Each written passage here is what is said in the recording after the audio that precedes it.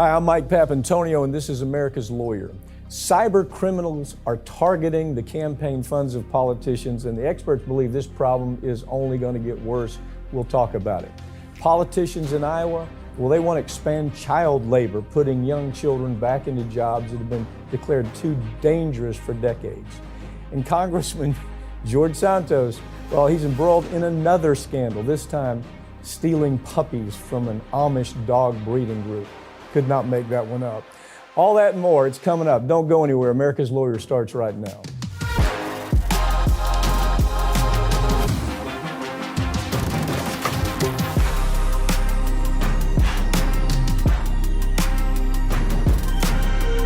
Politicians are experiencing an increase in theft from their campaign funds, with cyber criminals targeting these massive campaign accounts. Ring of Fire's Farron Cousins joins me to talk about it. A lot of money sitting there, huh? I mean, these big, massive campaign accounts, it's just kind of a new target. I mean, I expect this to get a lot worse. Yeah, and that's what the cybersecurity experts are telling us right now, because we have already seen a huge uptick in the amount of, or the number of politicians, I should say, that are reporting to the FEC, hey, I don't have receipts for these expenses because my account got hacked or they stole our checks. And it's been increasing pretty much every single year for about a decade now. And the reason for that, I mean, it almost ties directly in with Citizens United, with McCutcheon. No question. Because we have these huge super PACs that are literally, some of them sitting on tens of millions of dollars. And the way it's structured is you don't have somebody sitting there every day watching expenses to know, wait a minute, this is a fraudulent $500 payment. This $1,000 shouldn't have gone here. And these cyber criminals have finally realized this is the Wild West. Nobody's looking over our shoulders. We can take what we want. It's called blind, stupid money. I mean, that's what it is. It's called blind. There's so much money there, nobody's really keeping up with it. In this story, they talk about they talk about Matt Gaetz's program, the National Association for Manufacturers. You remember the whole things with Black Lives Matters. All that money disappeared because it's impossible to keep up with it, I guess, or there's no system to keep up with it. It's kind of like that whole GoFundMe thing, which serves a really good purpose. It does a lot of good. But when you're talking about money at this scale, where you got people writing checks for $100,000 and it's just like fun money, right? Well, yeah, and another part of it too is just the amount of money that comes in on a daily basis. You know, I mean, if we were talking about accounts where they had a set amount of money and they knew for 6 months nothing more comes in, so we know where our balance is at. Typically, you know, think of the average person's bank account. You know how much money you have sitting in your checking account. You know how much comes in and how much goes out. With these accounts, we're talking about transactions of thousands of dollars every single day of the week, whether it's money coming in or money going out, plane tickets, electronics, liquor stores. And those are all things that cyber criminals will steal your money and buy so it doesn't raise suspicion. Well, they figured it out. Yeah, one thing they're doing is they're forging checks. Yeah. They're doing prints of checks. They'll take a legitimate check, run it through a machine, it looks exactly like the check. And so they're forging these images. That's one of the real popular ones because these checks, you know, checkbooks are laying around. It's just the disorganization is almost overwhelming.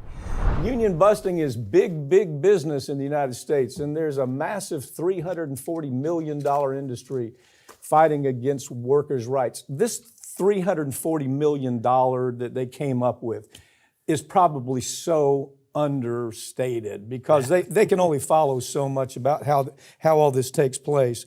But this fund of money, it's what I find is interesting about this story, Farron, is they finally figured out that the union busting business, they're using the same old tactics: intimidation, firing, closing stores, personal attacks. But now they've come up with this, they call it the new language of union busting. They've hired these law firms, Jones Day, for example. You know, go first of all, go read the book about Jones Day. It's an awful law firm. But they represent corporate America. You know, if there's something ugly to be done, bring in Jones Day. Jones Day are the people that are they head this kind of thing up. But talk about that new language the new way that we're going to talk about union busting. Yeah, it's, we're a family. They're trying to invoke, and Starbucks is one of the worst with this because Starbucks likes to pretend we're this big progressive group. We love diversity. We love, different people. So how could you say that we are treating you unfairly? We're family. We're brothers and sisters here. We love you and we take care of you. We're doing so many good things. So it's that almost guilting you into thinking, well, I can't go against my family here. And so they're psychologically manipulating these people. And they hire these psychologists to help them craft the language and learn how to manipulate these people. It's truly disturbing. One thing that you're going to, all these folks that are new immigrants from Guatemala and Mexico, you're putting their lives in danger because they're coming here to the United States to get a job. And you doing this, you're interfering with that new worker that's a part of the new workforce. You're interfering with their ability to send that money. It's stuff like that. And it's coming out of people. I mean, you know what the embarrassing thing about this? The American Bar Association. Of course, I'm not a member. I don't have any allegiance to it. People don't understand. In the lawyering business, there's the American Bar Association that is represented. They represent corporate America. All the silk stocking, the Jones Day types, the big silk stocking law firms. And then on the other side, you have a group, the trial lawyers. It's an organization almost separate and apart because it's almost like that polarization of the two. But the American Bar Association is really big into this, aren't they? Yeah, they are. They've actually teamed up with the U.S. Chamber of Commerce, and their whole big thing is trying to undo, like one of the few good things Obama did, he put in new rules to kind of strengthen the National Labor Relations Board with overtime pay and things like that, so that a bar association, along with the Chamber of Commerce, have joined their evil forces together to fight all of these things. They're spending huge money on lobbying, reaching out to these law firms that are already a part of the ABA and trying to get it all undone just so corporations can squeeze more out of the workforce. And the American Bar Association has more folks that are heading up that effort. It's embarrassing to me. I mean, I have no kinship with the American Bar Association at all. So the point is this, it's that language that's so nauseating to me. We're a big family. Let's be kind to each other. Just if you do this, how about Joe who works, he's working nights, he's trying to go to college, you're going to ruin his life. They have figured out because, as you say, they've focused it. Yeah. And they've focused and say, how can we make these people feel guilty? Let's go ahead and borrow woke language. Okay, let's borrow woke language and let's use it against these folks. And Amazon, they're masters of it. Starbucks is masters of it. And it's amazing to me that all the corporations now, that's the route that they're going. And the consultants, the lobbyists, the lawyers, and the psychologists, they hold seminars for these corporations to attend to learn how to do this. It is an industry in and of itself, and nobody even really knows it's being operated. Love speak. Learn how to do love speak to destroy a union, the awful people who are trying to put together a union. Love speak. Let's be kind to each other. Staffers at NBC and MSNBC walked off the job last week to protest the network's massive layoffs of employees. Okay, now, here's the problem I got with. They laid off 7 people, okay? They laid off 7 people. But they're out there on the street. Oh my God, they've laid off. You know what I got real problems with? These people that are out there on the street, protesting the 7 people who lost their jobs. You try to get MSNBC or NBC to cover exactly what we just talked about, to cover what the Amazon folks are having to go through, what Starbucks folks, what the Walmart folks are having to go to. They won't cover it. You see, it's not important because it's not them. And oh, by the way, Walmart's the big advertiser. Starbucks is the big advertiser. Amazon's the big advertiser. So they don't do those stories. But when they lose 7 people, seven employees, oh my God, you'd think the democracy's in an end. Yeah, well, NBC and MSNBC here really did do some underhanded stuff. Granted, it is a small number, but there's also possibly projected more coming because we're seeing it across the board. I mean, CNN they're almost dead as it is. Big tech is laying off thousands of people. The same way. And so what they told these employees was, well, we didn't have to let the labor union know we were going to start the layoffs because we decided that we're going to take the business in a new direction. It's a new business strategy. So by reclassifying it as a strategy rather than a downsizing, they said, well, we don't have to tell you, we don't have to give you the benefits, we don't have to give you, 6 weeks pay or 90 days, however much it was that we had agreed to. So they really did screw these people over.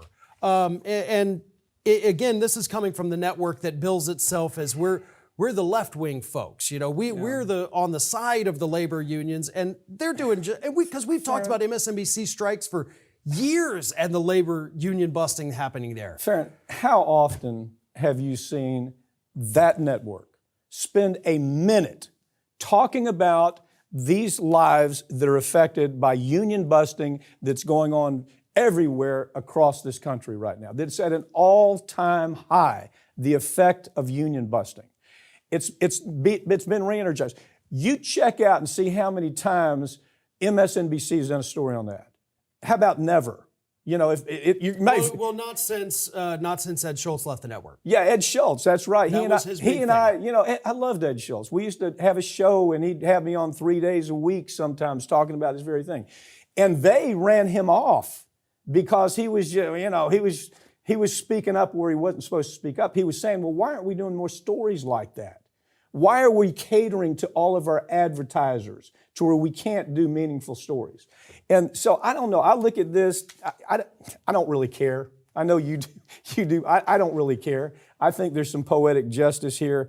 And if 7 people lost their jobs, they've got bigger issues they ought to be thinking about than those 7 people. I hope they get their jobs back. I hope they work it out.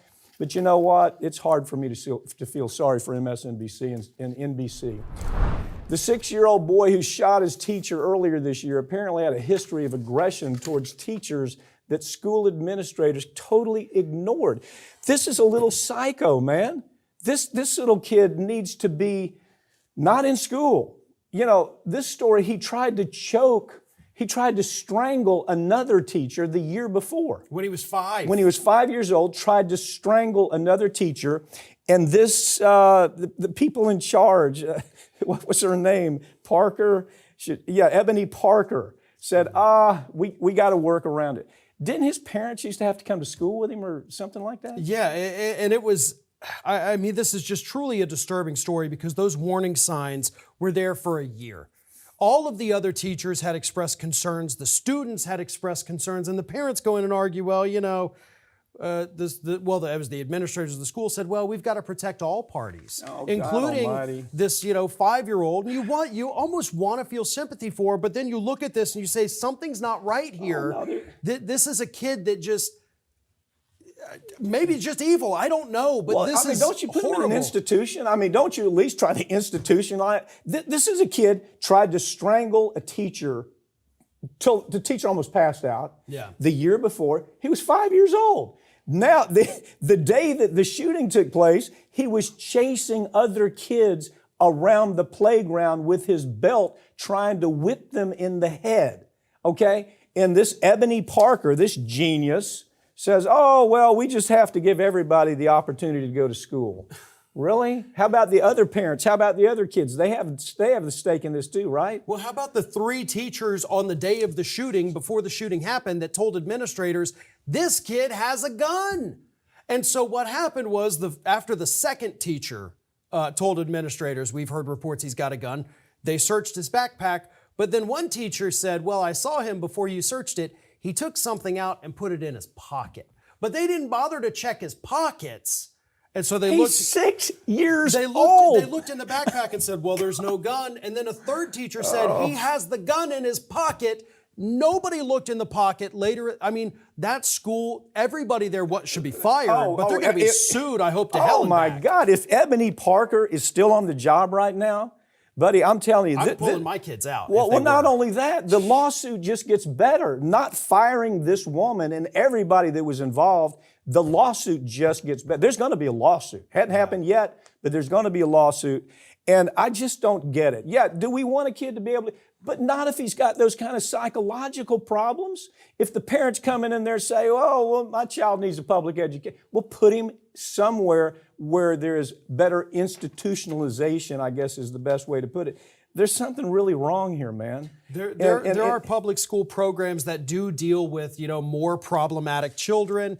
They deal with the extreme aggression behaviors. I know my wife does it. Not that I want that there, but have you ever heard of anything like that around your, no, where your wife? I mean, in any school that, she's worked in, any school I've been to, if a kid choked a teacher, that would be that kid's last day at that school. Yeah, I can tell you the lawyer that's going to handle this lawsuit is hoping that they don't fire Ebony Parker and her staff. Because if they don't, and she's still in place when this lawsuit takes place, woe be that, it's going to be some bad stuff happening. Politicians in Iowa are actually trying to loosen child labor laws. We might be headed back to the days of children working in mines. Okay, you know what this is about, right? This is about, we have this influx of immigrant workers come into this country. It's the Koch brothers, it's a U.S. Chamber of Commerce, it's Associated Industries, it's it's all of these groups that want these workers coming into the United States to work for no money, cheap labor. And you know what? If you kill them on the job, it's okay. Ship them back to Nicaragua, Guatemala. If they lose an arm, ship them back to Mexico. Here we're talking about kids. We want kids working in jobs like mines, right? Yeah, this is just beyond disturbing. In fact, the ACLU said it is just crazy. It said this is crazy. But you're absolutely right, and I love the fact that you and I didn't talk about this story before we came on, and we both landed at the same spot. It all has to do with immigration, and sure, we've got the big crackdown because you got to send them back. You can't keep them here. So the corporations are looking at this. Well, if we can't have cheap labor from south of the border, we've got cheap labor sitting over here in the high schools. These kids don't know any better. We can put them back to work like those old pictures of the kids walking out of the mines. That is what they want because, kids would be allowed to go back and be minors again under this new law. They'd work in animal slaughterhouses under this law. Jobs that back in 100 years ago, we finally said, this is dangerous for kids. It's worse than that. Okay. They lay out, we're going to allow kids to work in freezers, in meat coolers, in slaughterhouses. We're going to allow them to work in the logging industry, some limited in the mining industry. But it's crazier than that. We're going to let them work in demolition. We're going to let them work around circular saws, punching machines, all kinds of dangerous machinery. Why? The heart of it is this. You got the media. Their only story is, oh my gosh, we got to let these immigrants in. You got to let them in. Biden says you got to let them in. It's the humane thing to do. It has nothing to do with humanity. It has everything to do with the U.S. Chamber of Commerce and Associated Industries saying, we got a new workforce. And you know what? They'll work for $3 an hour. And you know what? If they get hurt, it ain't a big deal. That's what this is about.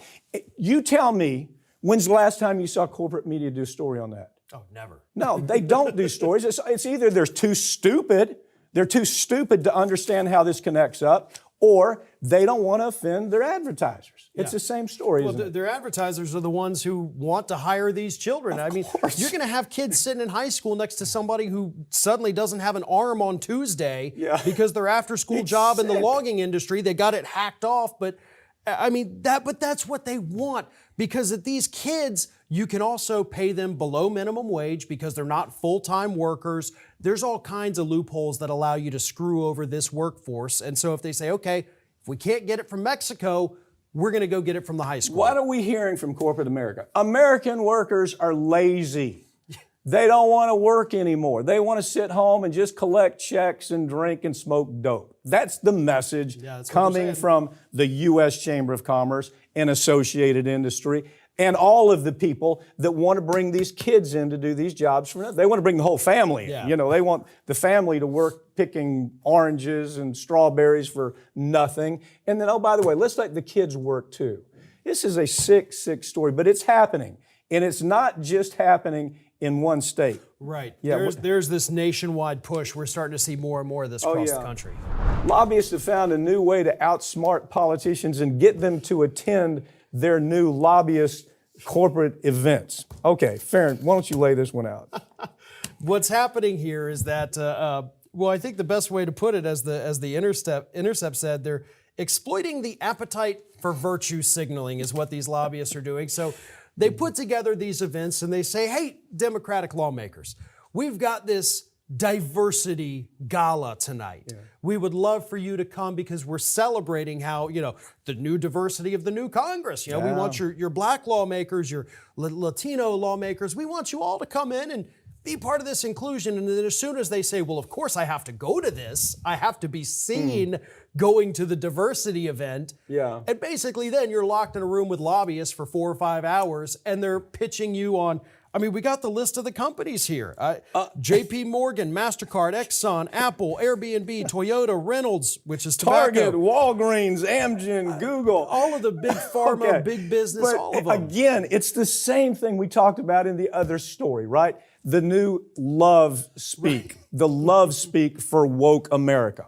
The love speak is, like we talked about in the union case, don't fire, don't start a union. You're going to put poor Joe out of a job here. He's going to school. He needs the money. We're all one big family. Can't we just embrace and have a kumbaya moment? This is the same thing, okay? While they have the LGBT groups, while they have the Black Women's Caucus there, while they have these diverse folks there that are all doing their job in their world, and it's important work, we have these folks that are price fixing, they're price gouging, they're anti-labor action underway, they're consumer espionage underway. They have consumer fraud almost every week. You hear another one about one of these banks that's ripping people off. These are the people that are coming in with this new love agenda. We're all one big happy family, and all of this message that we're just like you. They're nothing like these people in the room. And the sad part is, it works. The sad part is those people go out of the room, and when that lobbyist that served them a martini or, shrimp cocktail has to meet with them about something that's going to take people's rights away, they say, oh, yeah, remember our party? Yeah, and that's what's so disgusting about this. But it shows, look, these lobbyists have found a way to outsmart the politicians because you basically make them the offer they can't refuse. Are you really going to not show up to a diversity event? You know how bad that's going to look with your constituents? They don't want to see you snubbing all of these diverse people. So they've got them between a rock and a hard place. They know that they're not going to look beyond what that invitation says. Who is Farrak's strategy putting this on? They're not going to look at that. They're going to show up, get their picture taken, be out in social media, but it's really just a way for the lobbyists to get them in a corner and say, listen, my drug company here, we're just getting hammered. We need all this, benefits from you. I need a favor. That's what it is. Yeah, they'll bring in it. The other thing is to bring in the celebrity voices, right? Yeah. Like we really need to listen to celebrity. Did you see the story? Chelsea Handler's sister, honest to God, said Chelsea Handler, until she was 27 years old, believed that the moon was the same thing as the sun. Did not know that there were two separate and distinct. I'm not making that up. Look it up. Google it. She believed it was the same. So that's the celebrity voice that's supposed to lead these people into good decision making. Scares the hell out of me.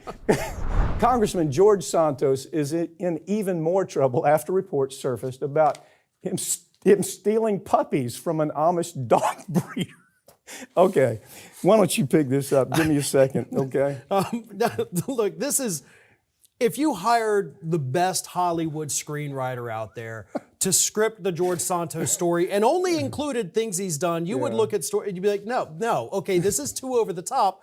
A real human doesn't do this, especially not a member of Congress, but nope. We find out, was it 2017, I guess? George Santos goes to this Amish dog breeder, writes a check for $15,000, gets all these puppies. The check doesn't clear, because there's no money in the account. And Santos reached out to a lawyer friend of his, said, hey, listen, my checks were stolen. I need you to go argue this because I'm being charged with theft of these puppies that maybe he's going to make a code out of them. Who knows? Because he's that dastardly. And she, this lawyer friend goes to bat, gets it dismissed, gets it expunged, so we can't even see the details. And now the lawyer friend has come out and said, no, the guy should be in prison. I probably shouldn't have done that. She just got hustled. I mean, she's just doing her job. Yeah. She, a friend says, I got this problem. Can you help me? She does a good job for him, has the records expunged. Now she says, I should have never gotten involved. He should have went to jail. That's what she says. And I wish nothing but bad things happened for him. Okay, now part of the story here, I love this part too, the eviction story. Okay, so okay, he's being evicted, and he's supposed to have written a check to avoid the eviction. So he's in court, and there, of course, the landlord shows up and says he should be evicted. He wrote me a bad check. Tells the judge, look, when I was on my way, I was mugged, and they stole my shoes. His shoes. He was robbed on Fifth Avenue, and his shoes were stolen. And oh, by the way, it never did have an explanation about the check. The check bounced. And I guess he was ultimately evicted, huh? And he also, that wasn't the only time he claimed to have been robbed, in order to not pay bills. And it happened another time as well. So anytime this man got in trouble, he would just go tell authorities, I got robbed. Yeah. I didn't write the bad check for the puppies. Somebody stole my checkbook. And here's the thing. This was in, like I said, I think 2017. Nobody in 2017, especially at his age, is walking around with a checkbook. I'll tell you that right now. Yeah. Secondly, if it were stolen, he would have immediately been on the phone with his bank, would have resolved it in 5 minutes, and all those checks would have been canceled. There is no record of that, and that is what the court should have looked at when the lawyer went in there and said, well, okay, wait a minute, let's check the bank account and see where he reported it. Okay, you tell me. You're a Republican. I don't care how diehard you are. What are you going to do with this guy? If you have half a brain, you're going to get rid of him. He's like a stink bomb went off in your party. But they don't have enough sense to say, you know what? This might hurt us. But we can't allow this to happen. I mean, the truth is, you don't run away from this. The fact we're doing this show right now, we're doing this segment again on this nutcase. Okay, it just keeps giving and it keeps hurting the GOP. They don't have enough sense to cut him loose. Well, it's like if you have a cancerous tumor and you understand, listen, this tumor is going to get worse and it's going to impact my health in a horrible way, no question asked. That's who he is. Yeah. But the surgery is going to be painful. Right. And it's going to take time out of my day. I just don't know that I want to excise the tumor right now because I'm so big. That's what the Republicans are doing. So he's just growing larger. There is a new story about this man every other day. He is the Forrest Gump of crime at this point, just going across the world with all these unimaginable schemes that are just taking over. Quick review. Okay, he claims he was Jewish. He's not Jewish. He claims, grandparents died in the Holocaust. Yes. No, they didn't. Mother died in 9/11. Yeah. No, she didn't. Hadn't been in the U.S. for 4 years at that point. The stories just keep going on. The GOP just says, maybe it'll go away. This one ain't going to go away. Thanks for joining me, Farron, okay? Thank you. That's all for this week, but all of these segments are going to be available this coming week right here on this channel, and you can follow us on Twitter at America's Lawyer. I'm Mike Papantonio, and this has been America's Lawyer, where we tell you stories that corporate media won't talk about because their advertisers don't let them, or their political connections are just so deep-rooted that those politics don't allow them to tell the story. That's not a problem for us, as you can see. We'll see you next time.